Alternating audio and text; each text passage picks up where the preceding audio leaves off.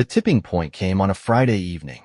Daniel was working late at a construction site when his phone rang. It was a number he didn't recognize. "Hello?" Daniel answered, brushing sawdust from his shirt. "Mr. Mercer?" a stern voice replied. "Yes, this is Daniel Mercer." "Who's this?" "This is Officer Grayson from the Westfield Police Department. I need you to come down to the station as soon as possible." Daniel's heart skipped a beat. "Is everything okay? What's this about?" "There's been an incident involving your wife. We'll explain everything when you get here." Daniel's mind raced as he drove to the police station. What could Laura have done? She had never been in trouble with the law before. By the time he pulled into the station parking lot, his hands were shaking. He took a deep breath, steeling himself for whatever lay ahead, and stepped inside. The station was bustling with activity. Officers moving in and out, phones ringing, the hum of printers in the background. A receptionist at the front desk glanced up. "Can I help you?" she asked. "I'm Daniel Mercer. I was told to come here about my wife, Laura Mercer." The receptionist nodded and motioned for him to wait.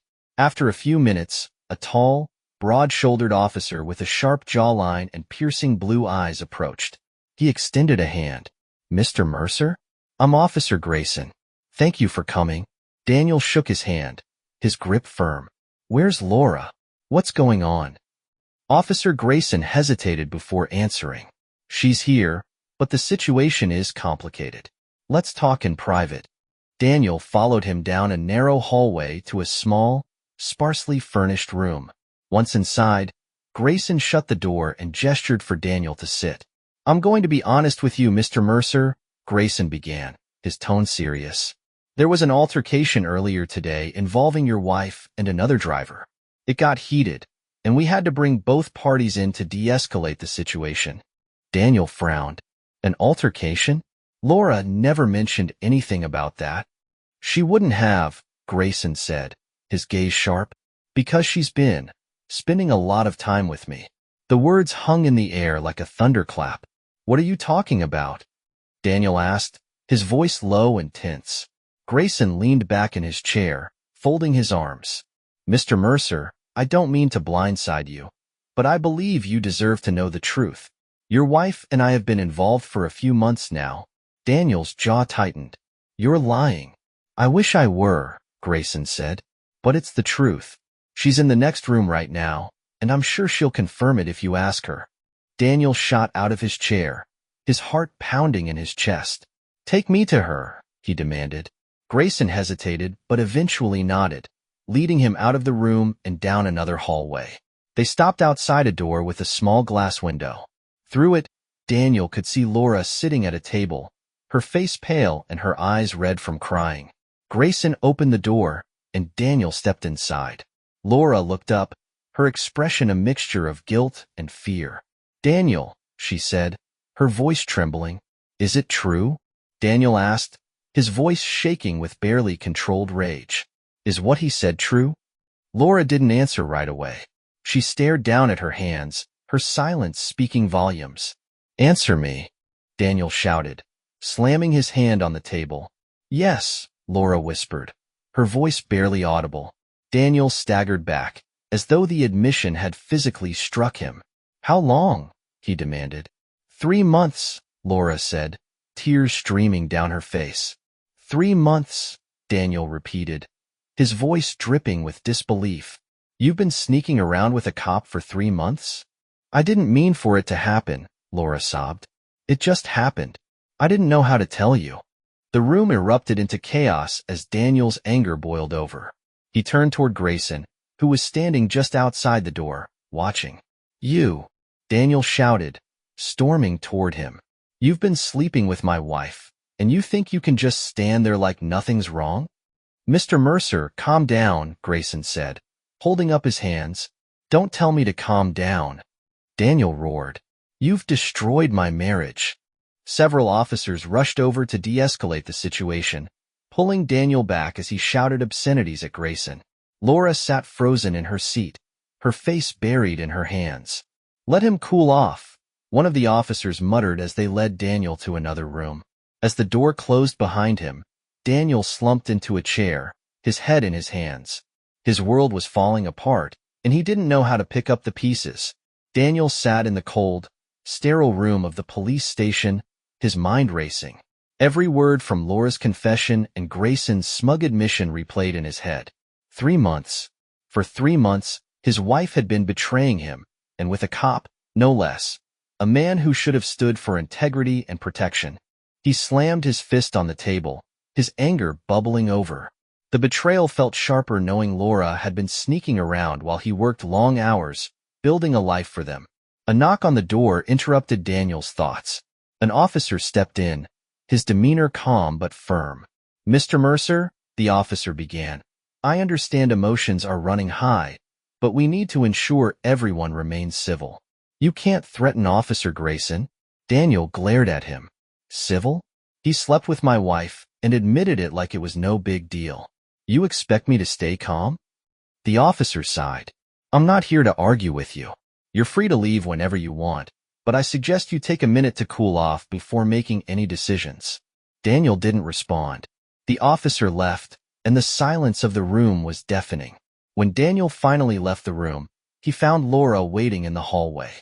Her face was streaked with tears, her makeup smudged, and she looked like a shadow of the confident woman he once knew. "Daniel," she said softly, stepping toward him. He held up a hand, stopping her in her tracks. "Don't. Just don't. Please, let me explain," Laura begged, her voice cracking. Daniel's eyes were filled with fire. "Explain? You think there's anything you can say that'll make this better? You cheated on me, Laura, with a cop. And you didn't even have the decency to tell me until I found out like this." Laura sobbed, clutching her hands together. "I was going to tell you. I just didn't know how." "You didn't know how?" Daniel snapped. "You knew exactly what you were doing every time you went to him. Don't pretend this is some accident." Laura wiped her eyes, struggling to form words. "I made a mistake, Daniel. A horrible mistake.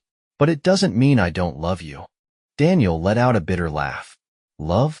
You don't do this to someone you love. You've destroyed us, Laura. Do you even understand that?" She reached out for him, but he pulled away. "I can't do this right now," he said, his voice cold. "I need space." Without another word, Daniel walked out of the station, leaving Laura standing alone in the hallway. The drive back to their house was one of the longest of Daniel's life. His hands gripped the steering wheel so tightly that his knuckles turned white. Memories of happier times with Laura flashed through his mind, tainted now by the knowledge of her betrayal. When he pulled into the driveway, he sat in the truck for a long moment, staring at the house they had built together. It felt like a stranger's home now, a place filled with lies and deceit.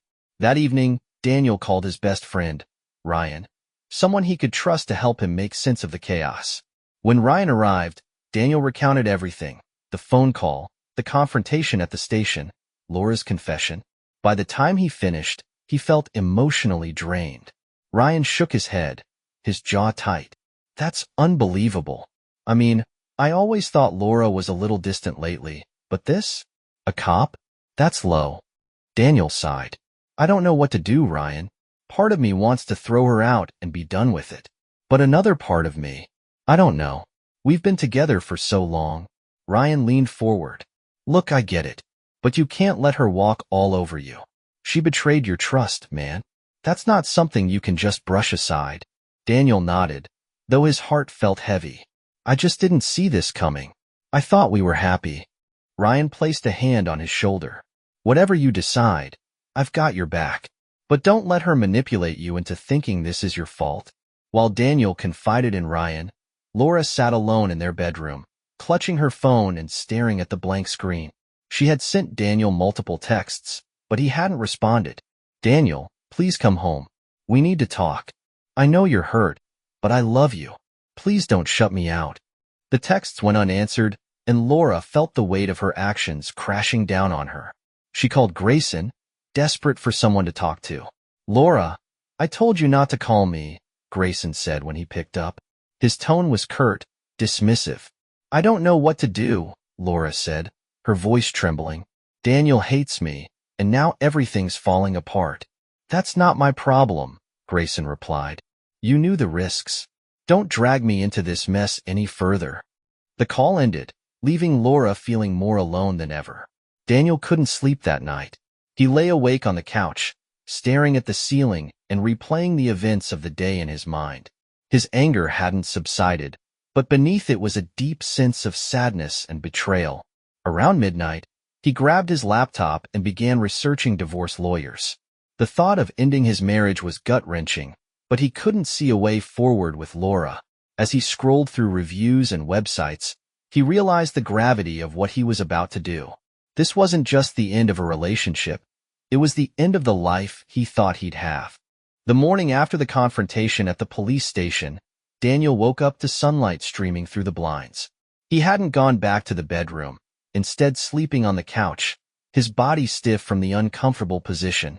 His phone buzzed on the coffee table, and he reluctantly reached for it. It was a text from Laura. "Can we talk, please? I'll do anything to fix this." He stared at the message for a long moment before setting the phone down without replying.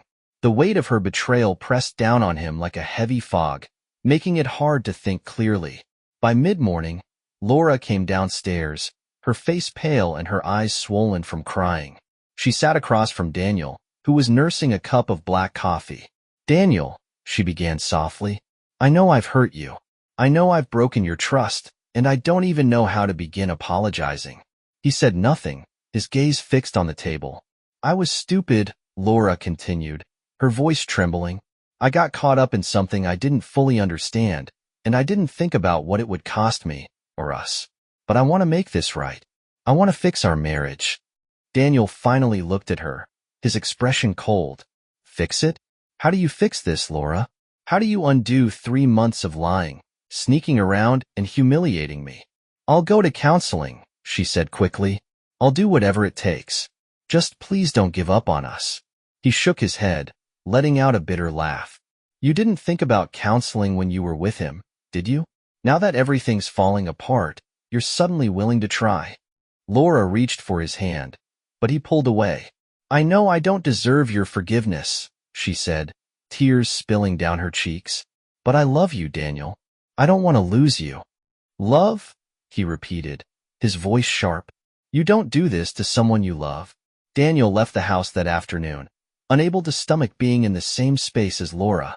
He drove aimlessly for hours, his thoughts a storm of anger, pain, and confusion. Eventually, he found himself parked outside Ryan's house. His best friend answered the door almost immediately, a look of concern on his face. "How are you holding up?" Ryan asked as Daniel stepped inside. Daniel shrugged. "Barely. She's begging me to stay, but every time I look at her, all I see is them." Ryan nodded, grabbing 2 beers from the fridge. "What are you thinking? Divorce?" "I don't know," Daniel admitted. "Part of me wants to end it right now, but another part of me keeps wondering if we could get past this." Ryan handed him a beer, sitting across from him. "Man, I get that it's not an easy decision, but you've got to ask yourself, if she did it once, what's stopping her from doing it again?" Daniel stared at the floor, his jaw tight. While Daniel wrestled with his emotions, Laura was dealing with her own fallout. She tried reaching out to Grayson again, desperate for some kind of reassurance or support. "Why are you still calling me?" Grayson snapped when he finally picked up. "Because I need to talk to someone," Laura said. "Everything's falling apart. Daniel's talking about leaving me, and I don't know what to do." Grayson sighed. "Look, I told you before, I'm not getting involved anymore. You made your choices, and now you're dealing with the consequences." "But you were part of this too," Laura said, her voice rising. "Yeah, and I'm done with it," he replied coldly. "Don't call me again, Laura. I mean it." He hung up, leaving Laura staring at her phone, her hands trembling. The following week, Daniel met with a divorce lawyer. He brought all the evidence he had, texts he had retrieved from Laura's phone, details of the police station incident, and even screenshots of messages between Laura and Grayson. "This is solid," the lawyer said, flipping through the documents. "With this level of evidence, you're in a strong position to file for divorce and secure a favorable settlement." Daniel nodded, his jaw clenched. "I don't just want a divorce. I want her to understand what she's done to me." The lawyer raised an eyebrow. "What exactly are you looking for?" I want her to lose everything, Daniel said, his voice cold. Back at home, Laura tried to act like things were normal, even as the tension between her and Daniel grew thicker with each passing day. She made his favorite meals, left him notes apologizing, and constantly asked if he wanted to talk. But Daniel remained distant, his silence louder than any argument they could have had. Late one night, as Laura lay awake in bed, she overheard Daniel talking on the phone in the other room. "Yeah, I'm meeting with the lawyer tomorrow," he said. "I've got everything I need to move forward." Laura's heart sank. The next morning, Laura confronted Daniel. "Like the video to support Daniel. Are you filing for divorce?" she asked, her voice trembling. Daniel didn't look up from his coffee. "Yes." Laura felt a wave of panic. "Daniel, please don't do this. We can fix this. I'll do anything." "You should have thought about that before you cheated," he said coldly. Tears streamed down her face as she pleaded with him, but Daniel's resolve was firm. "You destroyed us, Laura," he said. "Now you're going to face the consequences." As Daniel moved forward with his plan to divorce Laura, the cracks in their lives grew wider. Every day brought a new confrontation, a new reminder of the betrayal that had shattered their marriage. For Laura, desperation turned to dread as she realized that Daniel's decision might be final. A week later, Laura found a large envelope waiting for her on the kitchen counter. She opened it with trembling hands, her heart sinking as she saw the divorce papers inside. "Daniel," she called out, her voice cracking. "What is this?" He appeared in the doorway, his expression impassive. "It's what you deserve." Laura's tears started falling before she could stop them. "You're really doing this?" "I gave you everything, Laura," he said, his voice cold. "My trust, my love, a life we built together. And you threw it all away. So, yes, I'm doing this." "I made a mistake," she pleaded, clutching the papers. "Doesn't our history mean anything to you?" "It did," Daniel replied, "until you set it on fire." Grayson's downfall. While Laura grappled with the divorce, Grayson faced his own problems. Word of his inappropriate relationship with Laura had begun to spread through the police department. Though he denied everything, the evidence Daniel had provided to his lawyer, including incriminating messages, had been anonymously forwarded to Grayson's superiors. One afternoon, Grayson was called into his captain's office. "Grayson," the captain said, his tone stern, "we've received some troubling information. Care to explain your involvement with a married woman?" Grayson's jaw tightened. "That's a personal matter." "It stopped being personal when it brought disgrace to this department," the captain shot back. "You're suspended pending an investigation. Clean out your locker." Grayson stormed out of the office, his face red with anger. He knew he'd been exposed, but he didn't know who had tipped them off. Laura's world continued to collapse around her. Friends she had confided in turned their backs on her, unwilling to be associated with the scandal. Even her family, who had initially been supportive, began to distance themselves. During a phone call with her mother, Laura broke down in tears. "Mom, I don't know what to do," she sobbed. "Daniel's divorcing me, everyone hates me, and I've lost everything." Her mother's voice was firm but laced with disappointment. "Laura, I love you, but you made your bed. You're going to have to lie in it." The call ended, leaving Laura feeling more alone than ever. With the divorce finalized, the emotional and social consequences of Laura's affair continued to ripple through both her and Daniel's lives. Daniel was beginning to see light at the end of the tunnel, but Laura's world was in free fall. Daniel threw himself into creating a new routine, filling the void left by his broken marriage with work, hobbies, and self-improvement. His construction business was thriving, and he began taking on larger projects that challenged him creatively and gave him a sense of purpose. Ryan remained his biggest supporter, frequently checking in and pushing him to look forward rather than back. "You're doing great, man," Ryan said one evening as they shared a drink. "A year ago, you looked like you were drowning, but now, you're solid. I'm proud of you." Daniel nodded, the weight of Ryan's words sinking in. "It's been a hell of a year, but I'm finally starting to feel like myself again. I still think about her sometimes, though." "That's normal," Ryan said. "But she's in the past. Keep her there." While Daniel was thriving, Laura was barely surviving. Her financial situation had grown dire, and her attempts to find stable work were met with rejection after rejection. Employers didn't want to hire someone whose name was tied to a local scandal, and even her acquaintances were unwilling to lend a hand. One afternoon, she stopped by her sister Jenna's house, hoping for a glimmer of support. "I need help," Laura said, her voice trembling. Jenna raised an eyebrow, folding her arms. "Help with what? Money? A place to stay?" "Anything," Laura admitted, tears brimming in her eyes. "I don't have anyone else to turn to." Jenna sighed, her expression hard. "Laura, I love you, but you made your choices. You had a good man and a good life, and you threw it away. You can't keep expecting other people to clean up your mess." Jenna's words cut deep, and Laura left her house feeling more alone than ever. News of Grayson's suspension from the police force spread quickly, and his reputation took a hit just as severe as Laura's. While he wasn't officially fired, he was quietly encouraged to resign, which he did to avoid further embarrassment. He packed up and left town without a word, leaving behind a trail of rumors and unanswered questions. Laura tried reaching out to him one last time, but his number had been disconnected. "He was never going to stick around," Jenna had said bluntly when Laura mentioned it. "You were just a fling to him. You ruined your life for nothing." One evening, while grocery shopping, Daniel ran into an old friend, Emily, whom he hadn't seen in years. She was lively and warm, her energy a stark contrast to the gloom that had surrounded him during his marriage's collapse. "Daniel," Emily said, smiling as she spotted him. "It's been forever." "It has," Daniel said, returning her smile. "How have you been?" They struck up a conversation in the middle of the aisle, reminiscing about old times and catching up on their lives.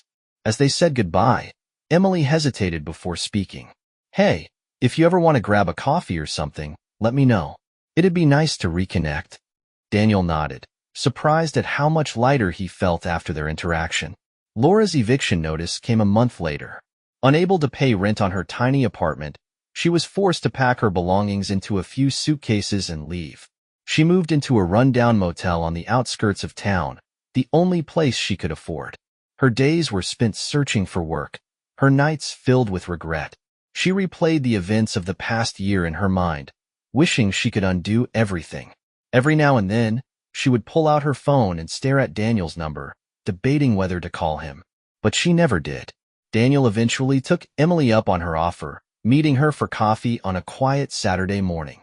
Their conversation flowed easily, and for the first time in months, Daniel found himself laughing. "I'm glad we did this," he said as they finished their drinks. "Me too," Emily replied, her eyes bright. "You deserve some happiness, Daniel." Though he wasn't ready to dive into a new relationship, Daniel felt a flicker of hope for the future.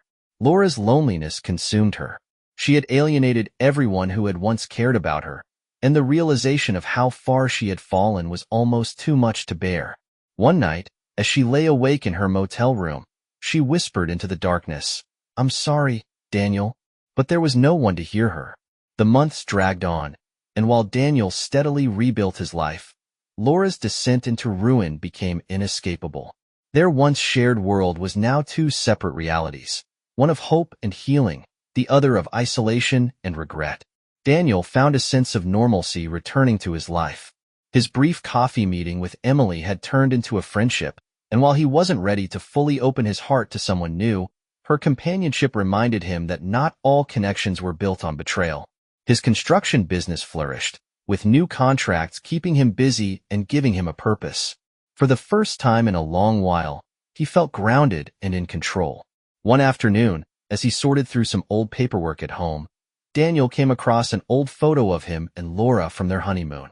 They were laughing, arms around each other, their happiness almost tangible. He stared at the photo for a long moment before placing it in a box. It no longer hurt the way it once had. Instead, it felt like closing a book he had outgrown. Laura's life, by contrast, had reached a level of desperation she never thought possible. Living in the rundown motel had become her new reality, and each day was a battle to scrape together enough money for food and rent. Job applications continued to go unanswered, and her name still carried the stain of the scandal. The few acquaintances she reached out to either ignored her calls or offered curt, pitying rejections. One evening, as she walked through town, she spotted Daniel in a small cafe with Emily. They were seated near the window, talking animatedly, their smiles genuine and unforced. Laura froze, her chest tightening. She wanted to look away but couldn't. Seeing Daniel happy, seeing him move on, was a stark reminder of everything she had lost. The town's attention had long since shifted away from the scandal, but for Laura, the weight of it never faded. Every place she went was a reminder of the life she had ruined. The stores she and Daniel used to shop at, the restaurants they used to visit, the neighbors who now avoided her. Even Grayson, the man she had risked everything for, was long gone. His departure from the police force and the town left her feeling abandoned in more ways than one. Laura tried to pick up the pieces of her life, but they never seemed to fit together again. Daniel sold the house he had shared with Laura, opting for a fresh start in a smaller home closer to his work. He decorated it to reflect his new life, one that was focused on growth and hope rather than the pain of the past. Emily became a constant presence in his life, her kindness and understanding helping him heal in ways he hadn't expected. While they hadn't defined their relationship, Daniel felt a sense of peace when he was with her. One evening, as they walked through a park, Emily asked, "Do you ever think about her?" "Sometimes," Daniel admitted, "but not in the way I used to. I've let it go." Emily smiled, squeezing his hand. "You deserve to be happy, Daniel. Don't let anyone take that from you." Laura's eviction from the motel came without warning. She had fallen behind on payments again, and the manager was no longer willing to give her more time. With nowhere else to go, she spent her nights in shelters or sleeping in her car, if she could find a safe place to park. Her health began to deteriorate, the stress of her situation manifesting in sleepless nights and constant anxiety. She often thought about Daniel, wondering if he was happy, if he ever thought about her, if there was any chance she could have done things differently. But deep down, she knew the answers didn't matter. She had burned every bridge, and now she was left alone in the ashes. Thank you for listening to the story to the end. Please like, share your thoughts, and subscribe to the channel.